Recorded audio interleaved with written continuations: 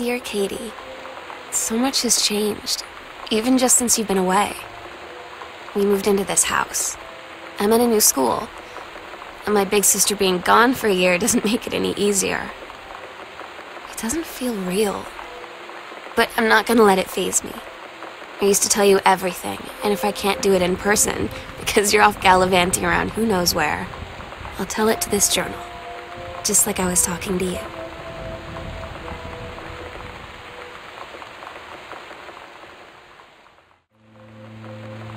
Oh my God, you are so lucky you finished high school before we moved into this house. So, it's the first day of school, and there I am, introducing myself to the class, and I say that I just moved into the house on Arbor Hill. All of a sudden, every kid in the room turns and just stares like I suddenly transformed into a mutant. I just stood there, wishing pretty hard for a rewind button. Because now maybe nobody knows my name, but they all know who I am. The Psycho House girl. Great. You know that feeling where the first moment you see someone, it's like they have a big gold star around them, and you have to get to know them? Well, there's this girl. I think she's a senior. She's usually dressed kind of punk, but sometimes I see her in this, like, army uniform, and she's always drawing in this notebook, looking so intense. I had no idea how I would ever, like, have an excuse to talk to her. Till I noticed she and her friends hang out and play Street Fighter at the 7-Eleven every day after school.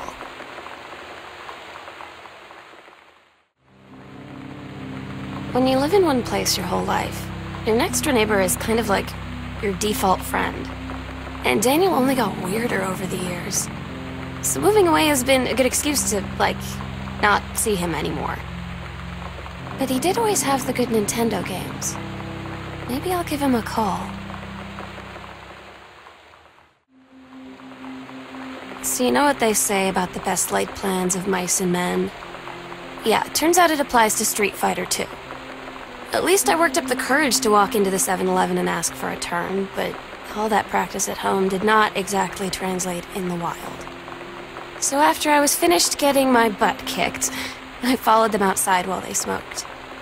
And that was when she asked me if I was that Psycho House girl. But then she said she's always really wanted to see the Psycho House. Her name is Lonnie. She's coming over tomorrow.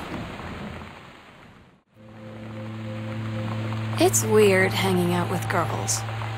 Daniel was around ever since I was little, and other girls? I don't know. But being around Lonnie is like instantly just right. I gave her the grand Psycho House tour and took my revenge on Super Nintendo. And it was like, I don't know, I finally found someone I feel normal around. I drove her home and she gave me this tape and said, "You have got to listen to this." I haven't stopped playing it since. Lonnie brought her hair dye over today. She said, "I need to fix these roots. Think you could help?" Dyeing hair is weirdly intimate. I don't know if I've touched someone else's scalp before. That's pretty intimate, right? It felt intimate. We looked in the mirror together after, and I expected her to say something about how it looked crappy or good or whatever. But that's when she said, "You're so beautiful." And she was looking at me. Right in that moment, I wanted to say something, but I waited, and the moment was gone.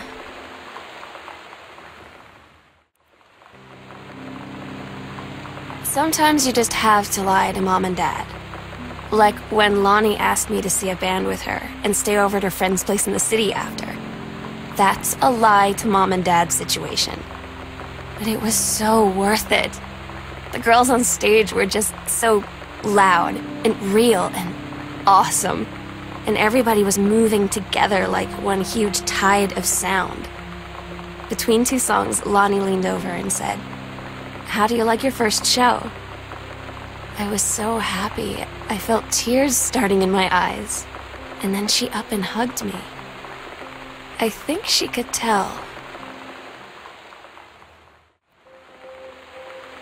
At Todd's brother's place after the show, there was only a futon to sleep on, so Lonnie and I shared it. The lights went out. I was turned toward her. My eyes started to adjust, and then I could see she was looking at me, too. In the dark, she smiled.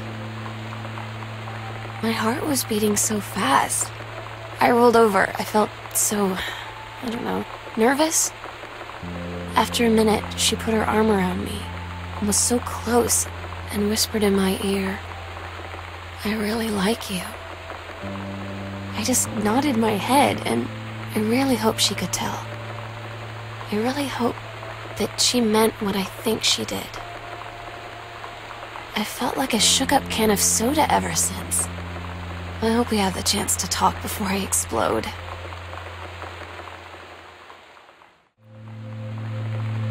Lonnie came over today, but everything was different. She was sitting at my desk chair, and she wouldn't look at me. Finally, I asked her what was going on. She said she felt like she'd done something wrong that night in the city. Like I must think... But I said no, there was nothing wrong. I just wanted to say... But I couldn't find the words. I felt like I was gonna cry, but I wasn't sad. She got up and sat next to me on the bed. I looked at her. Lonnie, do you think you could ever... And that's when she kissed me.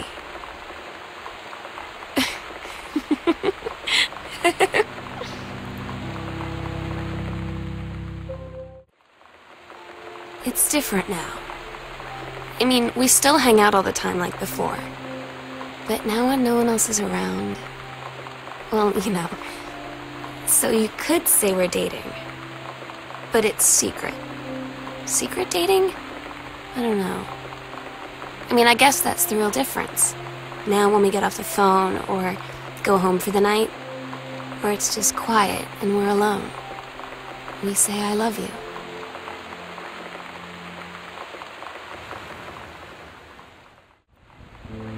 I'm so stupid sometimes. I was telling Lonnie that I got into my college summer program thing, and I was all making plans like, you should come visit me, stay in my dorm room. But she said, Sam, I ship out on June 6th.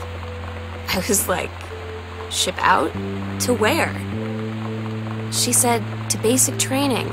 What did you think I was doing all that ROTC stuff for? I guess she's been planning to join the army right after high school since she was like 12. And I guess she's really going to do it. So I was like, after graduation, I'm just never going to see you again?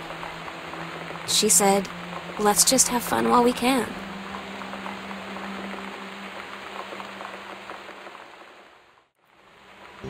Todd's band lost their singer. Todd said he sucked. Lonnie said he got sick of Todd's shit, and he was complaining about needing a new singer. So Lonnie was like, I can sing. And they were all kind of like, you can? And she was like, probably. But she's been rehearsing with them for like a week now. And I finally got to see them play in Todd's basement today. And she's actually really amazing. I feel so proud when she's on stage. It's incredible being in awe of someone you love. So everybody knows it's like a temporary situation till she ships out in June. But till then, I'm gonna be at every single show.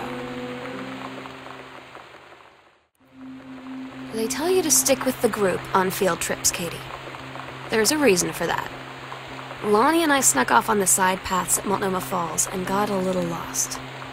Okay, a lot lost. Like, for hours. Right before the bus left, we found a trail and came running down the path, soaked and covered in mud, shouting for the bus not to leave. The school called home. Mom and Dad said, you didn't get into trouble like this before you met that Lonnie girl.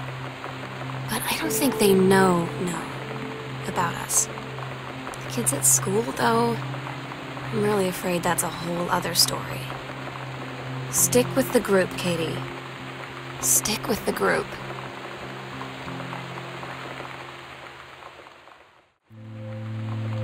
Katie, you know how Mom and Dad are. Not exactly super open-minded about things. It feels like every minute I don't spend with Lonnie, I spend worrying about them finding out about us. And what would happen if they did? You know Dad's joke about the nunnery that he'd tell whenever he brought boys around the old house? I wonder where he'd want to send me.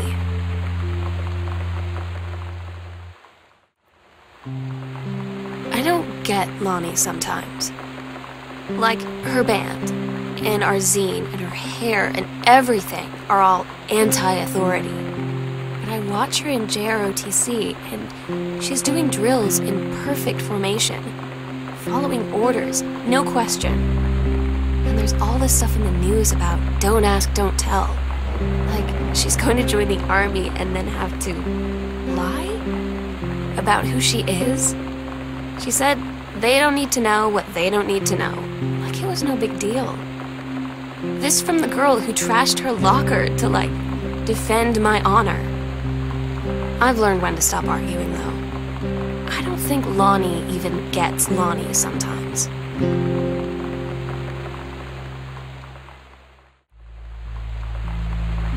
I had an interesting talk with Mom and Dad tonight. One you were never gonna need to have. I mean, you've known, right? I've known. I've known since, like, She-Ra. Mom and Dad didn't, I guess. But they saw the zine and the stuff on the locker, and they were like, is there something we should know about you and Lonnie? And so here's the thing. I was prepared for them to be mad, or disappointed, or start crying, or something. But they were just in denial. You're too young to know what you want. You and Lonnie are just good friends. You just haven't met the right boy. It's a phase. That's what I didn't see coming. That they wouldn't even respect me enough to believe me. Well, joke's on them, because they're in for one very long phase.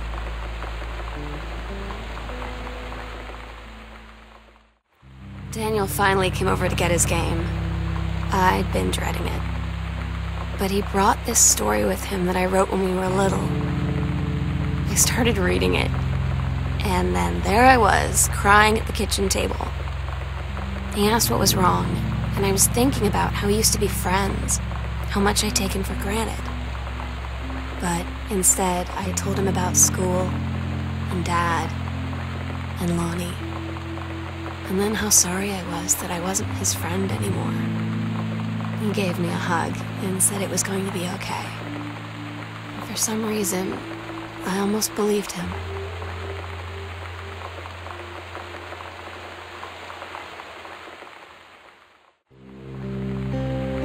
I asked Lonnie what she had to do to get ready to ship out for basic training. She said, not a lot, really. You're not allowed to bring anything with you. You have no possessions, no contact with the outside world while you're in basic. You just train hard every day, and then you deploy from there. So, they'll just send her away. To who knows where. The other side of the country? The other side of the world? My mind, like, can't process it. She's really going to be gone. Just gone.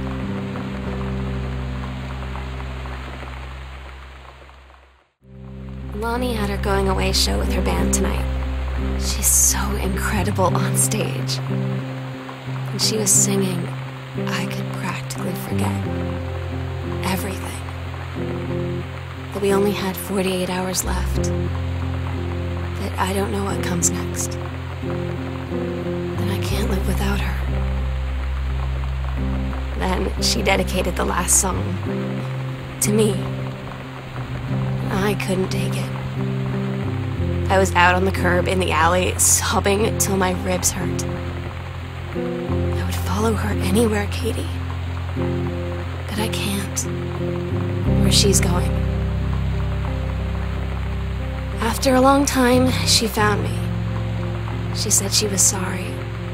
She said, I wish things could be different. I just wanted to make you happy. I said, I don't think you can anymore. We agreed our last night together would be our happiest ever, and we'd forget tomorrow was going to come at all. It worked for a while. We had a good time seeing Oscar off, then ran up to the attic to look through our photos, to find one for Lonnie to take with her. And looking at them, I realized they were all in the past, and there wouldn't be any more. And I didn't know what I was going to do. And I cried, and she held me. She said she knew it was hard, but life would move on. I said I didn't want my life to keep moving without her. That's when she cried too. I was so exhausted. I must have fallen asleep like that, in her arms.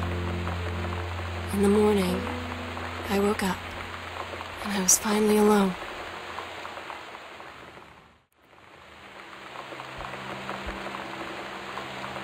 The sunset light in this house is the saddest thing I've ever seen. I just want to sleep. When I'm in the attic, it almost feels like Lonnie could still be here. She's just downstairs. I'm just waiting to hear her pull down the hatch and come running up. Maybe I'll go up to the attic and wait. Oh my God. Katie, I fell asleep in the attic, in Lonnie in my old spot, and I missed the first 2 calls. I just barely caught the third one before the machine got it. And it was Lonnie, on a payphone. She'd been on the bus to Basic, and she said she couldn't think of anything but me and us, and that she couldn't go through with it, with the army and being apart and all of it. And so she got off the bus in Salem.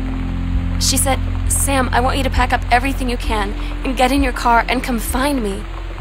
And let's just drive until we find somewhere for us. And she asked me if I could do that. And I said yes. Yes.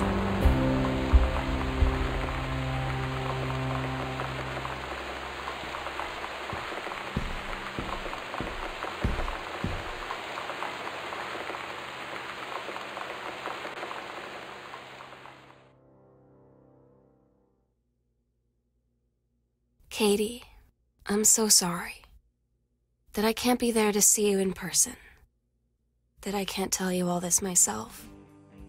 But I hope as you read this journal and you think back, that you'll understand why I had to do what I did, and that you won't be sad, and you won't hate me, and you'll just know that I am where I need to be. I love you so much, Katie. I'll see you again someday. Love.